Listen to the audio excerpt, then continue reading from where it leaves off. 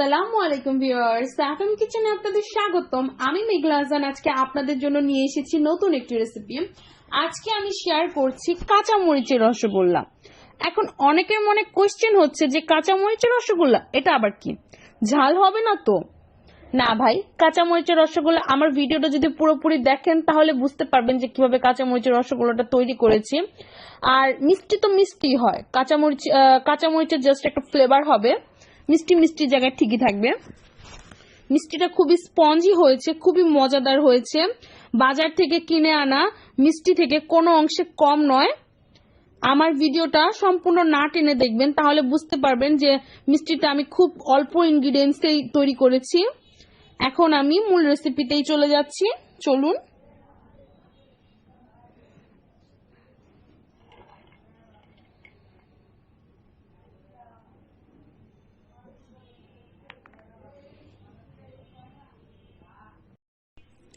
এখানে আমি একটা গ্লাস নিয়ে নিয়েছি। গ্লাসে আমি 1/4 কাপ পরিমাণের ভিনেগার দিয়ে দিয়েছি আর দিয়ে দিচ্ছি 1/4 কাপ পরিমাণের পানি। এই ভিনেগার আর পানির মিশ্রণটা দিয়েই আমি ছানা তৈরি করব। এখানে আমি একটা পাত্র নিয়ে নিয়েছি। পাত্রে আমি 1.5 লিটার পরিমাণের ফুল ক্রিম দুধ দিয়ে দিচ্ছি। এখানে আপনারা ফুল ক্রিম দুধ ব্যবহার করার চেষ্টা করবেন, কারণ ফুল ক্রিম দুধ দিয়ে কিন্তু ছানা পারফেক্টলি ভাবে হবে। আর ফুল ক্রিম দুধ যদি আপনাদের কাছে না থাকে, নর্মাল দুধগুলোতে আপনি 1 বা 1.5 চামচ পরিমাণের ঘি বা বাটার ইউজ করতে পারেন। এখন দুধটাকে আমি ভালো করে জাল করে নেব। এত ওরকম জাল করব না, জাস্ট 1-2 বলক এনে নেব।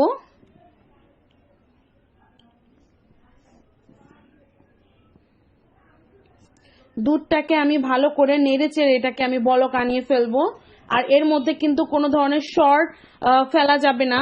যদি ওপরে সর পড়ে থাকে তাহলে ছানাটা তৈরি করতে একটু কষ্ট হয়ে যাবে। আমার এটা অলরেডি বলক হয়ে এসে পড়েছে।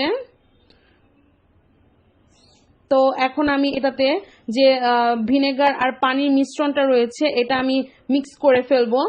আমি সবগুলো মিক্সার একসাথে দিব না, অল্প অল্প করে একটু একটু করে সব জায়গায় দিব, যেন সবখানে পারফেক্টলি ভাবে ছানাটা তৈরি হয়ে যায়। যখন দেখবেন সবুজ একটা পানি ওপরে এসে পড়েছে, তখনই বুঝে নিতে হবে যে ছানাটা তৈরি করা হয়ে গিয়েছে। আর এটাকে ছানা তৈরি করার পর কিন্তু ঘন ঘন নাড়া যাবে না, নাহলে ছানাটা টুকরো টুকরো হয়ে যাবে।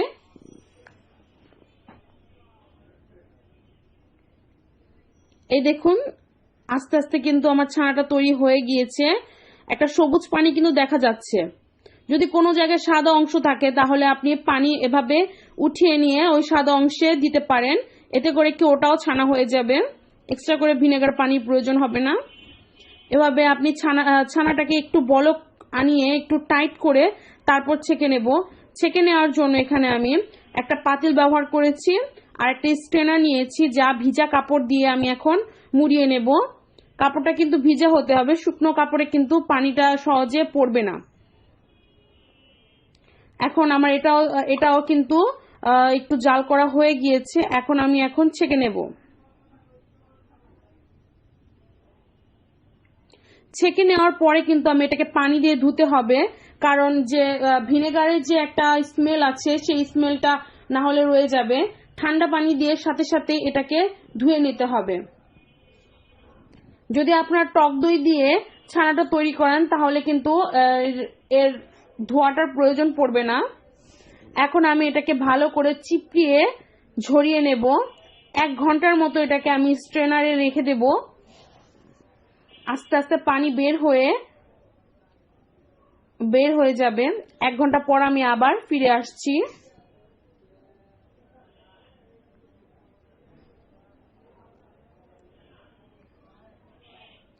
1 ঘন্টা পর ফিরে এসেছি। এখানে আমি একটা প্যান বসিয়ে দিয়েছি শিরা তৈরি করার জন্য। শিরা তৈরি করার জন্য এখানে আমি 1.5 কাপ পরিমাণের চিনি ব্যবহার করেছি। আর এখন পানি দিয়ে দিব 4.5 কাপ পরিমাণের। 4 কাপ এবং আধা কাপ পানি, একটু বেশি নিয়েছি আমি। আর এখন দিয়ে দিচ্ছি স্মেলের জন্য এলাচি।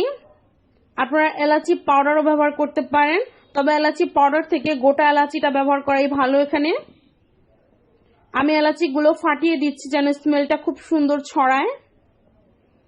আর দিয়ে দিব অল্প একটু green food colour. Green food colour চাইলে আপনারা স্কিপ করতে পারেন, তবে এটা কিন্তু কালার আসে, খুব সুন্দর একটা কালার আসে, দেখতে খুব সুন্দর লাগে।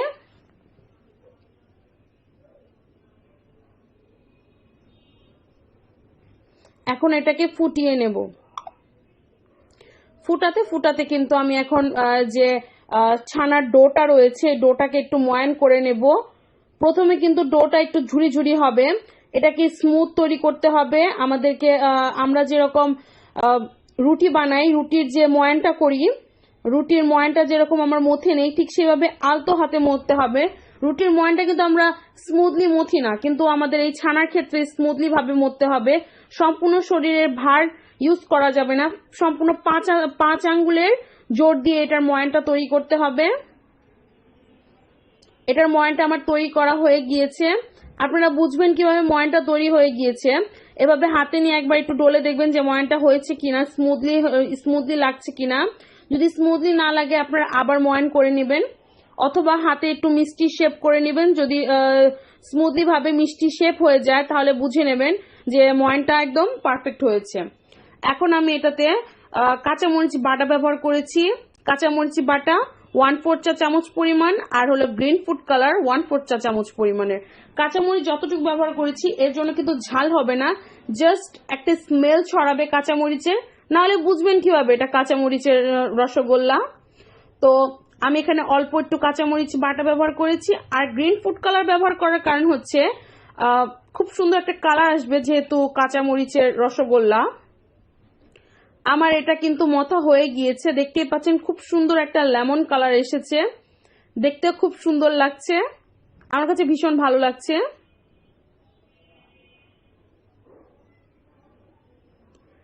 এখন আমি এটা দিয়েই ছোট ছোট গোল গোল মিষ্টি করে নেব।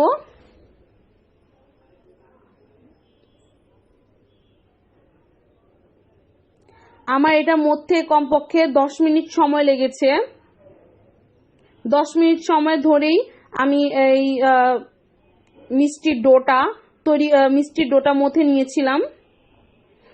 এখন এটার লাড্ডুগুলো তৈরি করছি আমি।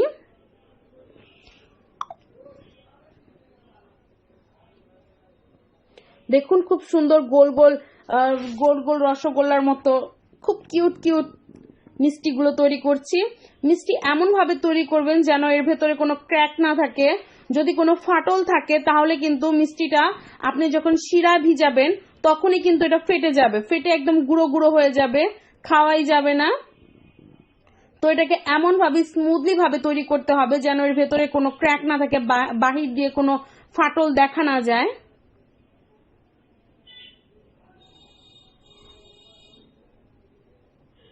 আমার সবগুলো মিষ্টি এখানে তৈরি করা হয়ে গিয়েছে।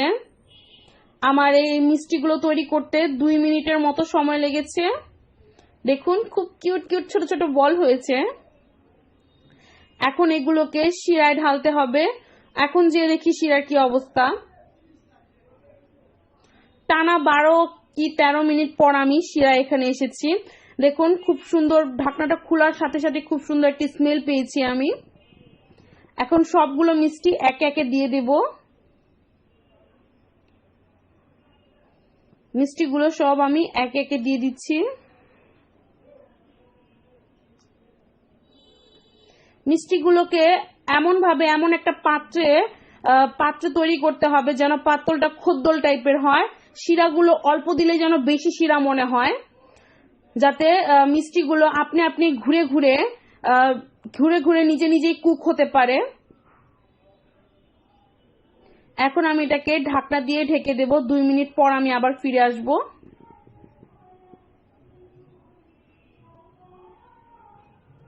2 মিনিট পর আমি এসে পড়েছি, দেখি মিষ্টির কি অবস্থা। ও মাই গড, মিষ্টি তো একদম টবল টবল হয়ে গিয়েছে, খুব সুন্দর লাগছে। মিষ্টিগুলোকে কিন্তু নাড়া যাবে না, নাড়তে গেলে কিন্তু এটা চুপসে যাবে। যেরকম বড় বড় ফোলা ফোলা দেখা যাচ্ছে এটা একদম ছোট হয়ে যাবে, তাহলে খেতে কিন্তু ভালো লাগবে না। তো এখন আমি 10 মিনিটের জন্য আবার ঢাকনা লাগিয়ে রেখেছি। তো এখন আমি ফাইনাল স্টেপে এসে পড়েছি। কালারটা যেরকম দেখতে খুব সুন্দর হয়েছে, খুব ভালোই লাগছে আমার কাছে। মিষ্টিটা আমার পুরো পারফেক্টলি কুক করা হয়ে গিয়েছে।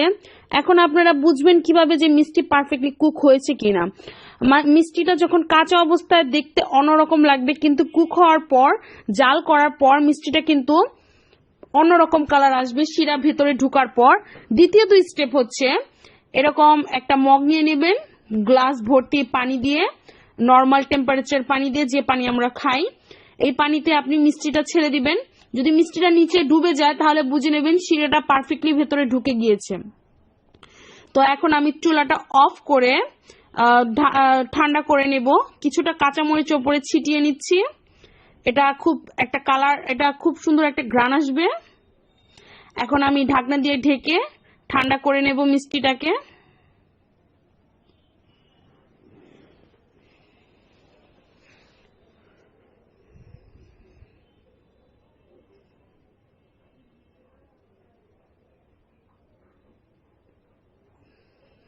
এখানে আমি মিষ্টিটাকে সার্ভ করে নিয়েছি, দেখতেই পাচ্ছেন খুব সুন্দর হয়েছে। আর মিষ্টিটা খেতে কিন্তু অসাধারণ। আমি একটা উঠিয়ে আপনাদেরকে দেখাচ্ছি। মিষ্টিটা কিন্তু খুব স্পঞ্জি হয়েছে, আপনারা একবার তৈরি করে দেখবেন।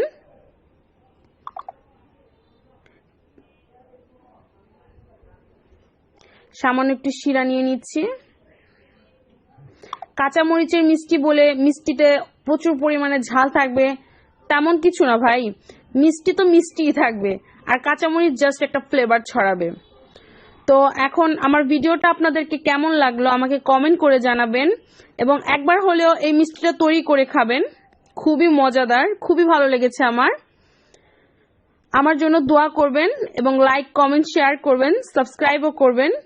এখন আমি বিদায় নিচ্ছি। আল্লাহ হাফেজ।